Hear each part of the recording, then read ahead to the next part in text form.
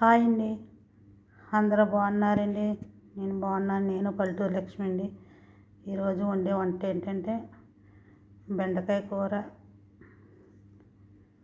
కలతిప్పుతున్న కూర అండి.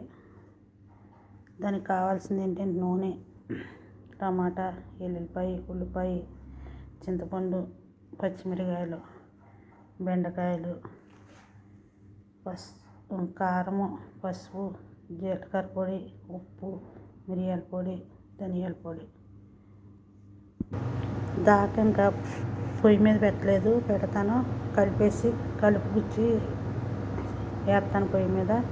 ఫస్ట్ నూనె వేస్తున్నాను.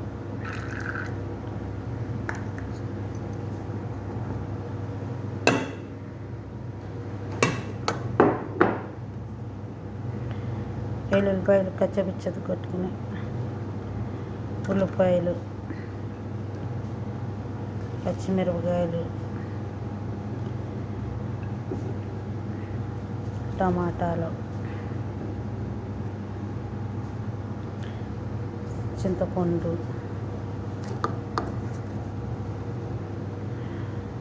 ఈ బెండకాయ మొగ్గలు అన్నమాట. కడిగేసుకుని శుభ్రంగా బెండకాయ మొగ్గలు.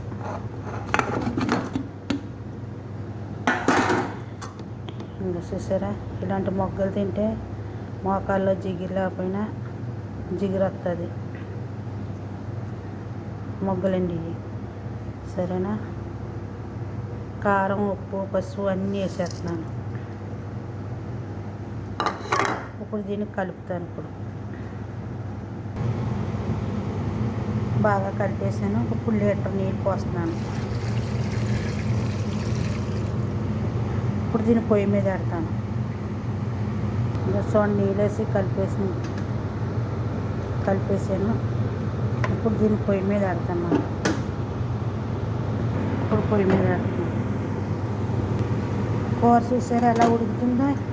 ఇది కొద్దిగా మెత్తగా ఉడకనిచ్చి, మా నాన్నగారి కూర ఎలాగా పప్పు తట్టి ఎలా తిప్పుతారో అలా తిప్పాలి. దీన్ని బాగా ఉడకనిచ్చి ఈ కూర.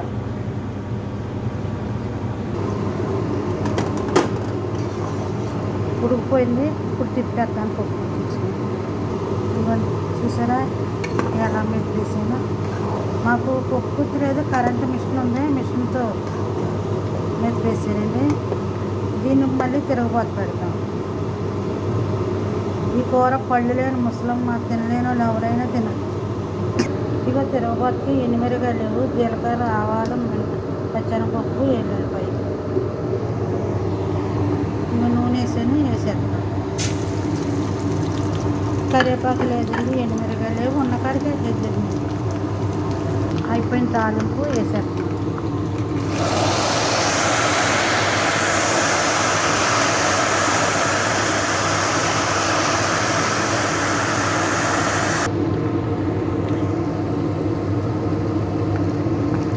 ఇదిగోండి బెండకాయ పప్పు మెత్తగా ఉడికిపోయాక తిప్పేసాను. ఇదిగో చూడండి బెండకాయ కూర అన్నమాట. ఎలాంటి వాళ్ళు అయినా తినొచ్చు. సంటి పిల్లలకు కూడా పెట్టవచ్చు. తినలేని బెండకాయ కూర తినలేని పిల్లలకైనా పెట్టవచ్చు. సరేనా? ఈరోజు వంట ఉందండి. మీకు నచ్చితే కనుక లైక్ చేసుకోండి, షేర్ చేసుకోండి, సబ్స్క్రైబ్ చేసుకుంటా మర్చిపోతూ ఉంటాను. ఓకే, బాయ్ అండి.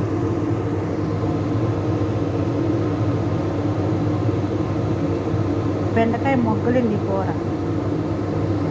మోకాల్లో జిగురు లేని వాళ్ళకి జిగురు పడుతుంది. చాలా మంచిది కూర.